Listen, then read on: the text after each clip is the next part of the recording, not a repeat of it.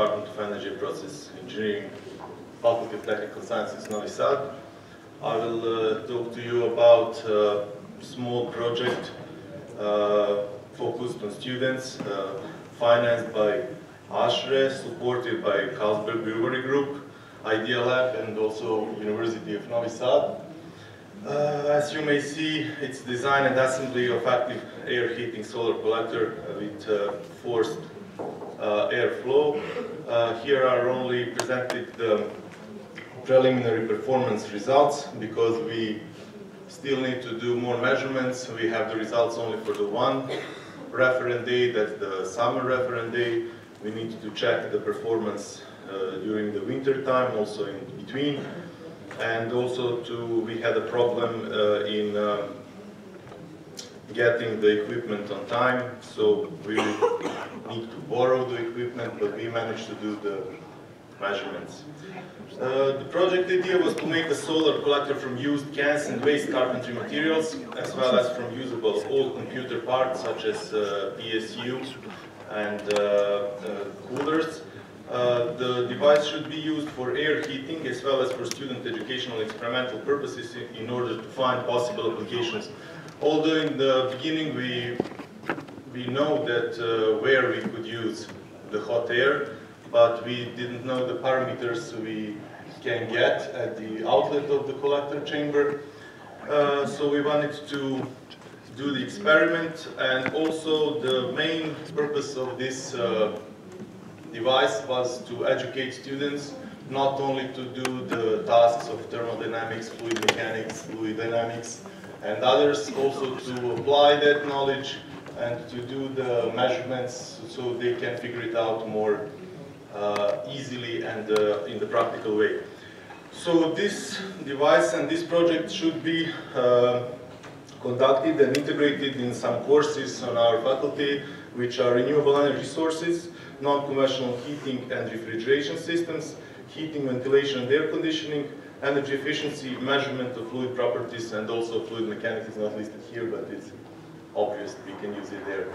Interesting thing, we didn't have much time to do, but to do the CFD analysis, because you will see we had the turbulence created by the, in this case, the huge fan head.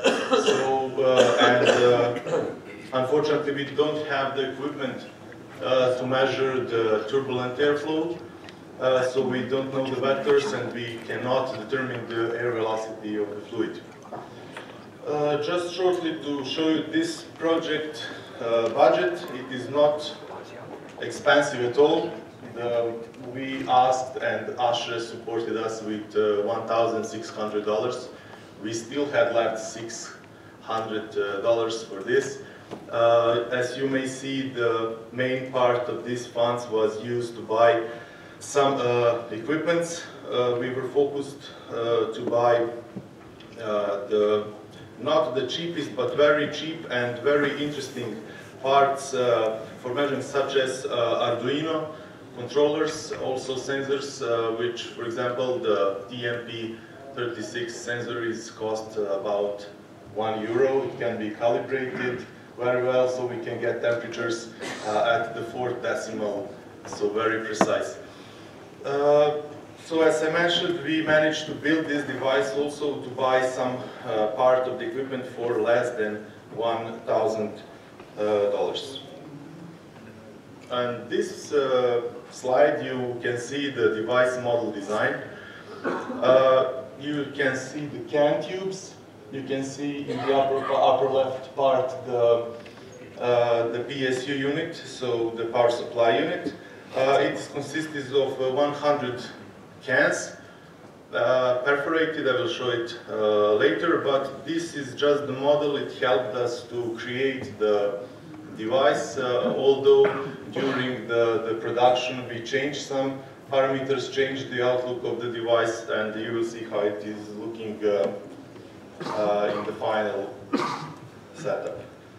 So the production and assembly of the collector was carried out in the several phases. Phase 1 was the assembling the collector case. Phase 2, drilling, merging, painting and setting can tubes in collector case. Painting the collector case, insulation and aluminum foil inserting, mounting of power supply unit, cables and fans, closing the inlet and outlet collector chamber, and plexiglass cover and bell profile settings. So, as I stated here, I will show you in a few images. So the first image is just the collector case. Then on the next picture you can see the perforated bottoms of the cans. We were curving them on the 90 degrees to ensure the we don't know at the moment, because we need to do the CFD analysis. We've done some measurements, but we need to do a CFD. So what is the air resistance actually? So what is the heat transfer coefficient? But due to the preliminary results, we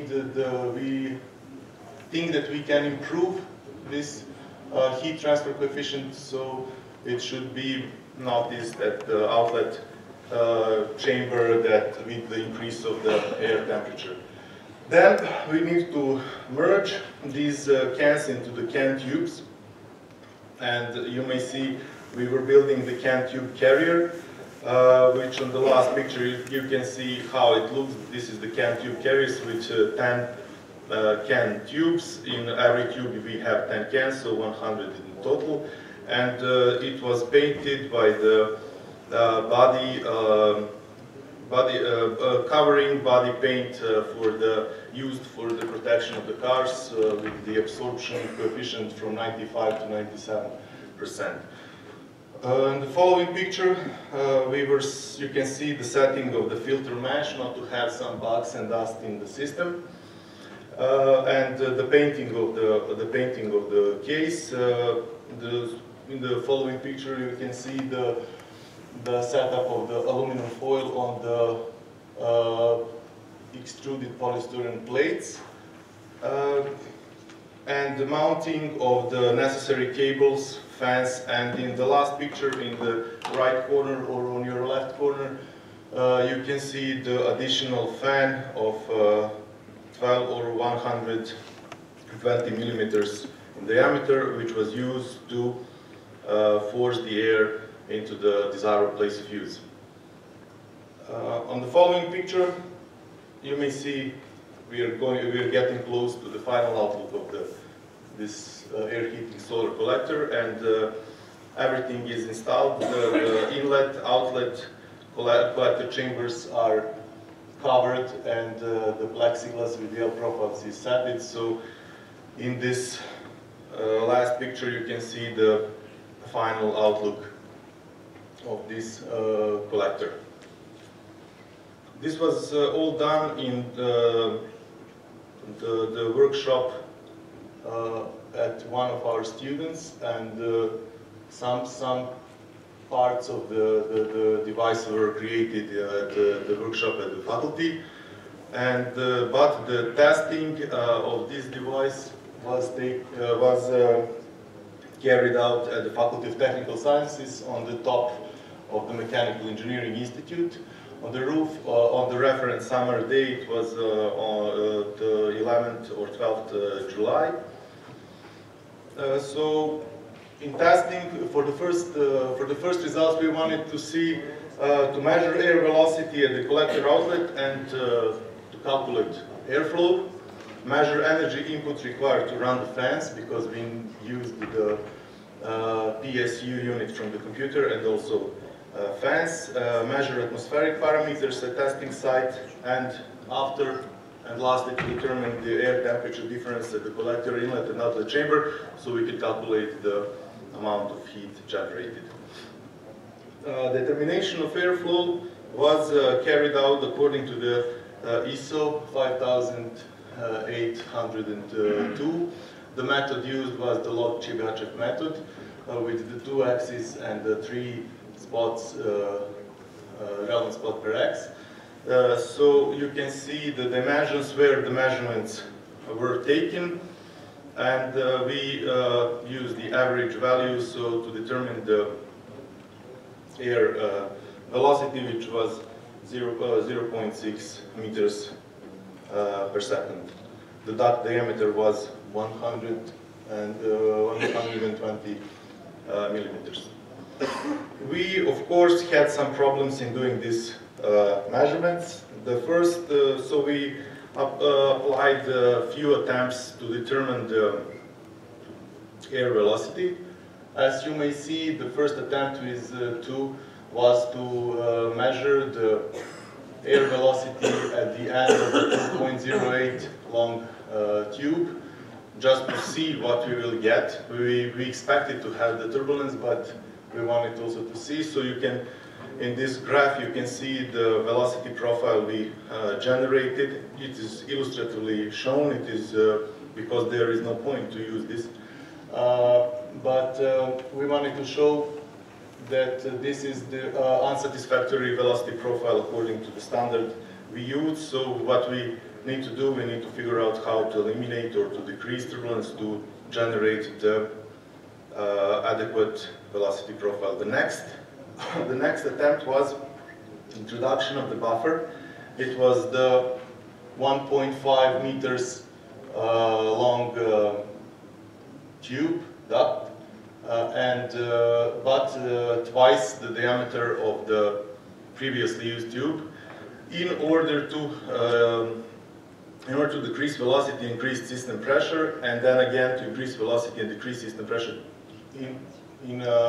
while hoping to ensure the laminar flow. The results were slightly better, but still not satisfactory.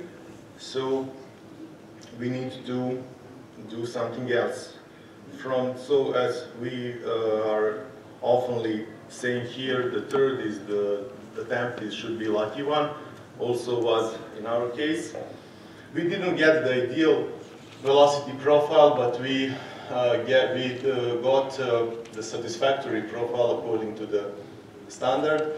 What we did, we introduced the grill with mesh, and it was practically very cheap solution with maybe invest of €2, and gain this satisfactory profile, and then we of course adopted this value. So the average air velocity was 0.6 meters per second. It is, for example, for air heating of space, it is lower than minimum, but it can be optimized. The next, the instrument used was Testo 425 hot wire anemometer.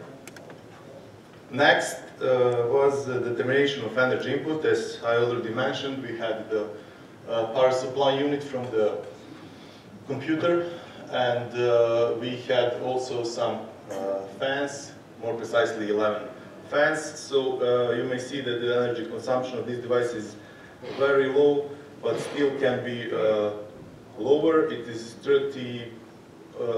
less than 30 watts, but the power supply unit consumes 8.5 watts only. So it is, for example, although we are talking about very small power, it is huge in compared to overall power draw.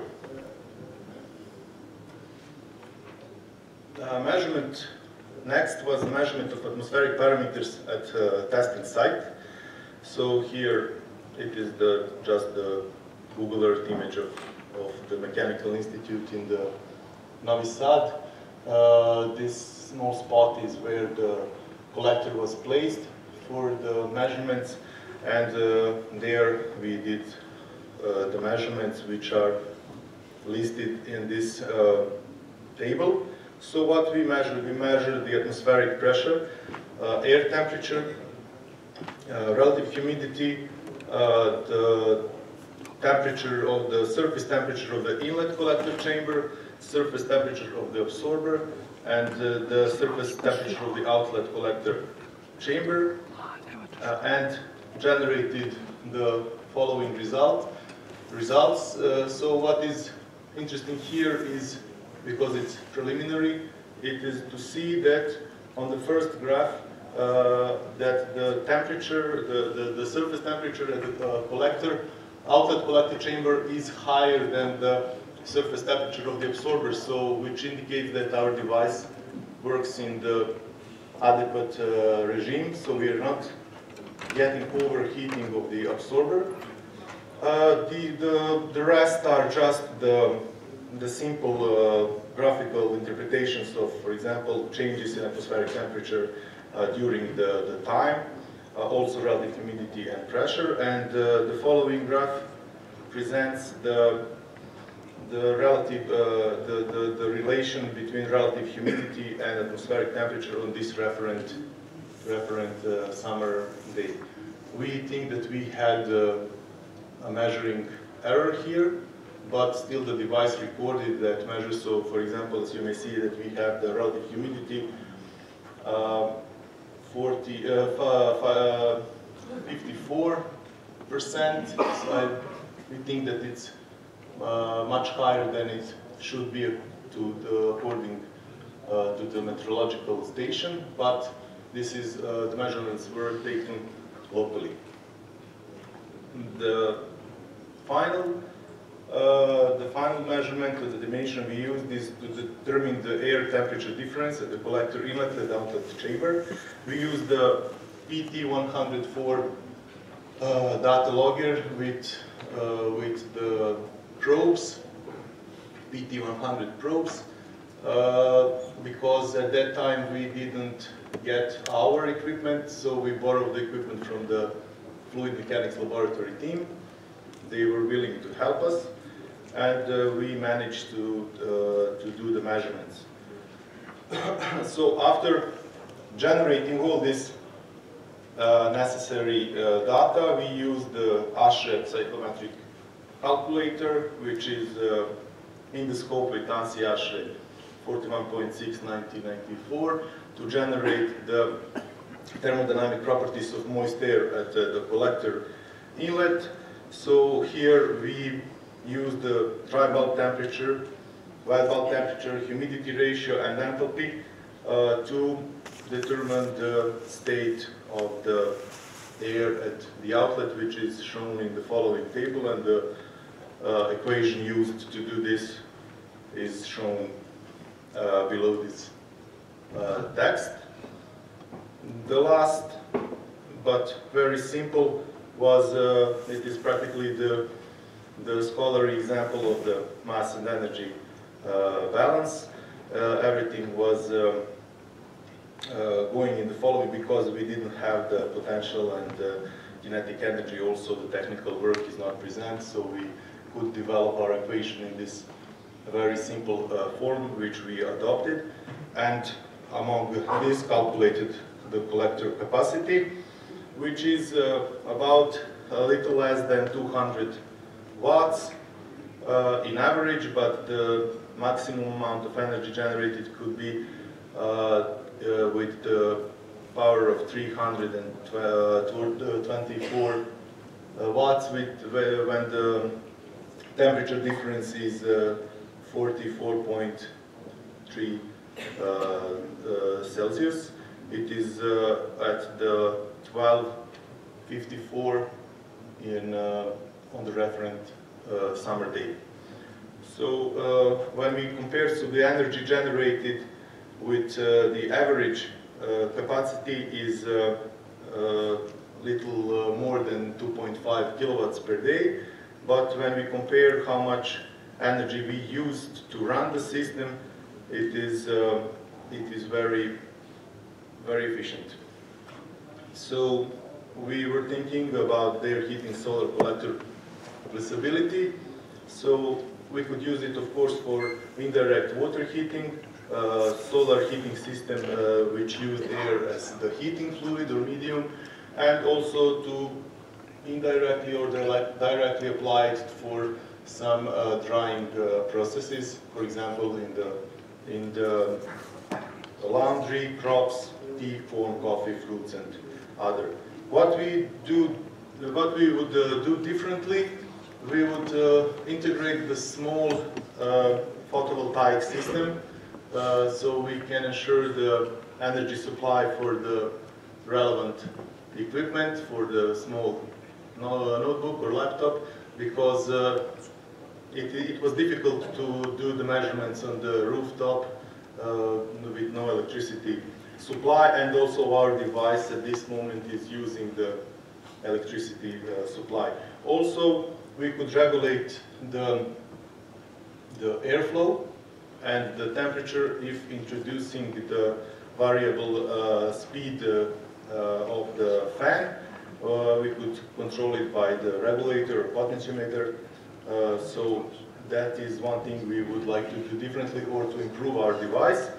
Some future steps are, as mentioned, integration of the small photovoltaic system, and also to do some calculations and to conduct the analysis to use this hot air, but we need firstly to improve the temperature to power the generator of the absorption cooling machine. It would be interesting, but the main problem is the low specific heat of air, but we can see that we have a lot of amount of air, and if we multiply it with this, we can at least we can try to ensure. Also, it is obvious that we can use it for the space heating and also for drying fruits and etc. So thank you, and if you have any questions.